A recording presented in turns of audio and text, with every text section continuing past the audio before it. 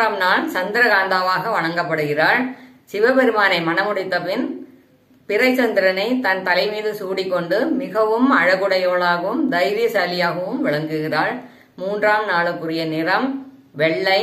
நான் செய்ய போகும் சுண்டல் பாசிப்பருப்பு.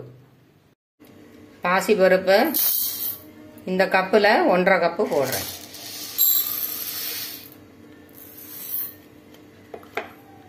தண்ணி ஊற்றி நல்லா கழுவணும்.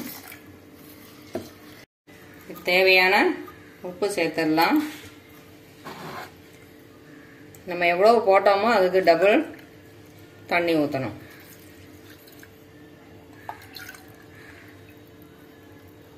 ஒன்றரை கப்பு போட்டோம் இல்லையா, அதே அளவுக்கு 2 மடங்கு தண்ணி ஊற்றணும்.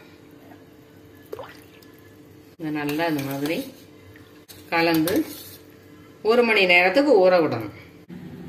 1 மணி நேரம் ஆயிடுச்சு. இதை ஃபில்டர் பண்ணிக்கலாம். ஃபில்டர் பண்ணிட்டோம். இதை தனியாக ஒரு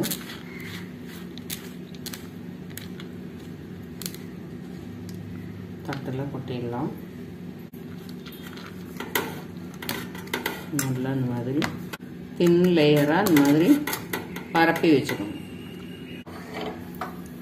குக்கரில் தேவையான தண்ணி ஊற்றி,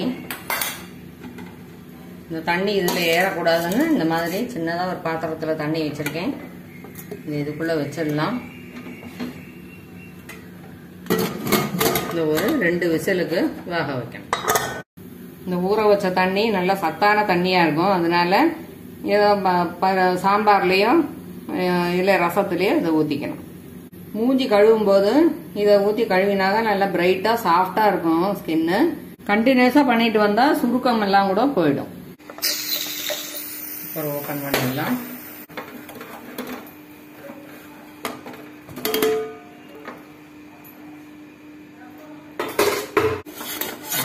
வெளியே வச்சுக்கணும். இதாக வச்சு வச்சுக்கிட்டோம். இதை தவிர தேவையான பொருட்கள் தேங்காய். இது 1.5 கப்பு போட்டோம் இல்லையா, 3/4 கப்பு தேங்காய். எண்ணெய், நல்லெண்ணெய் 1 ஸ்பூன், 1/2 ஸ்பூன் கடுகு, 2 மிளகா வத்தல், கருவேப்பிலை. அடுப்பில் வானலியை வச்சு அடுப்பு பற்ற வச்சுக்கலாம். எண்ணெயை ஊற்றிடுவோம். கடுகு போட்டுவிடுவோம். கடுகு வெடிக்கட்டும். கடுகு வெடிச்சிடுச்சு. மிளகா வத்தலை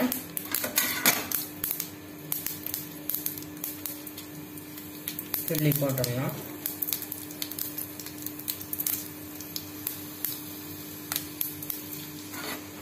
கலர் சேஞ்ச் ஆயிடுச்சு. இப்போ அடுத்து சின்னதாக வச்சுக்கோங்க. கருவேப்பிலையை போட்டு பருப்பு இருக்குங்க, வேக வச்சு வச்சுருக்கோங்க. போட்டு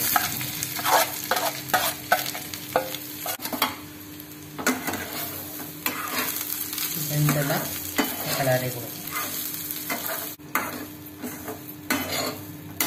நல்லா கலரிட்டோம்.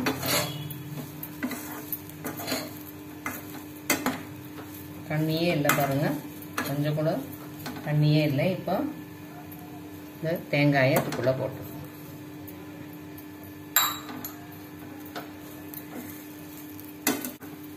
எல்லா இடத்துலையும் இப்படி படுற மாதிரி கலரை கொடுத்தது.